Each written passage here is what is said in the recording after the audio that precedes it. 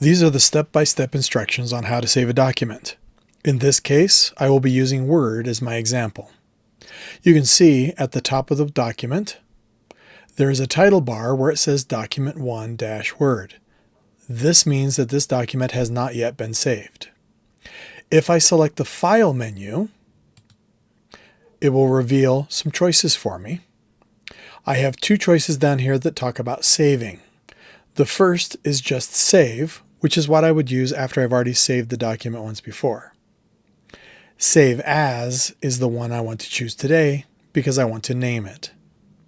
I select Save As. This provides me a series of choices here.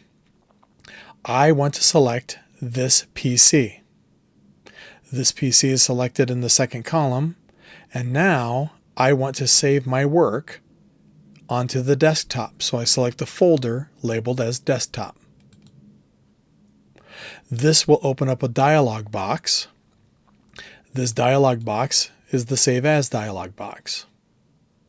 You can see it's going to this PC and onto my desktop.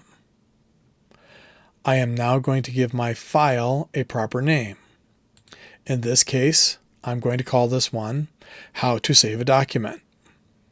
I don't have to put anything after that because .docx will automatically be assigned.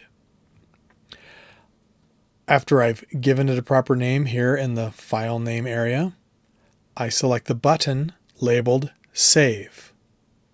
When I select Save, you'll notice over on the left side of the screen here, How to Save a Document has now appeared on my desktop. At the top of my document, you can see that Document 1 has been replaced in the title bar with How to Save a Document, which is the name of my document. Now that I can see that my document has been saved, I can select the Close button here in the top right corner,